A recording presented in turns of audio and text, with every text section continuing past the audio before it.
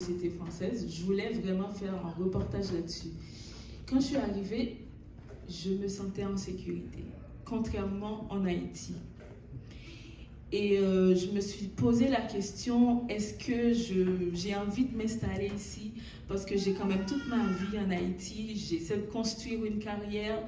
Je travaille dans l'un des plus grands journaux de ce pays, donc j'ai vraiment quelque chose que j'essaie de construire. Puis je me suis dit, ok, je rentre chez moi.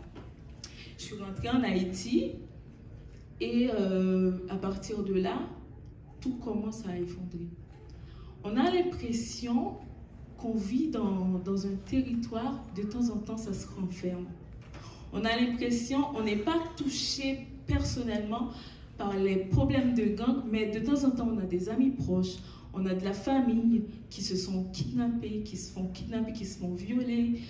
Et j'ai travaillé sur un sujet de viol avec 50 femmes. Il y avait des femmes de 18 ans jusqu'à 50 ans qui ont été violées par ces gangs-là. Donc, je me sentais en danger. Chaque jour, de plus en plus, je me sentais en danger. J'ai fui mon quartier parce que les gangs ont envahi. Je ne pouvais pas aller au travail parce que j'étais en danger pour ce que je faisais, parce que je parlais de ces problèmes-là. Et puis là, je me suis dit, ma vie, c'est ma vie, hein. C'est ma vie avant tout. J'ai dit, ok, c'est le moment de quitter. Et là, je me dis, je pense que j'ai besoin des conseils de Jean-Marie parce que je vais passer quand même 4 ans ici sans rentrer chez moi. Donc, c'est pas évident. Parce que sur place, en Haïti, notamment à Port-au-Prince, la population ne se laisse pas faire. Bon, les gangs sèment la terreur, mais la population a décidé de se faire justice elle-même. Faute d'une police armée, faute de sécurité, eh bien, la population a lancé un mouvement. C'était le 24 avril dernier. 14 hommes arrêtés par la police, soupçonnés de faire partie d'un gang, ont été sortis d'un minibus. La population a eu vent de l'arrestation de ces 14 hommes.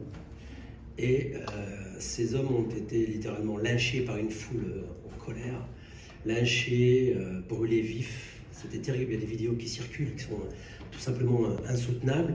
C'est un mouvement, un phénomène qu'on appelle bois calé. Ça signifie quoi, bois calé, Jean-Marie Théodat? Parce qu'il y a une petite connotation sexuelle. C'est pour ça que je préférerais que ce soit Dany qui donne la... Qui c'est Ah, parce que je suis jeune. Bois calé. Désolé. Comment je vais vous expliquer ça? C'est quand même très très créole, bois calé. C'est très sexuel. Ça veut dire en gros pénis.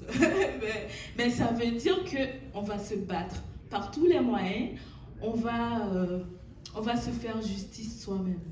On va souvent, malheureusement, dans ce phénomène-là, il y a des gens qui n'étaient pas du tout membres des gangs.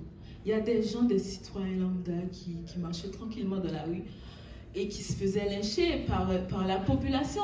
Justement, c'est parce que l'État est absent dans cette société-là. La population était obligée de se faire justice soi-même. Ben justement, on va écouter un témoignage, Dany. Ce témoignage, c'est un témoin oculaire de cette scène de crime, ces 14 hommes arrêtés par la police, sortis de ce minibus, lynchés, brûlés vifs. Et il a accepté de témoigner, ce témoin oculaire. Il va nous dire ce qu'il a vu.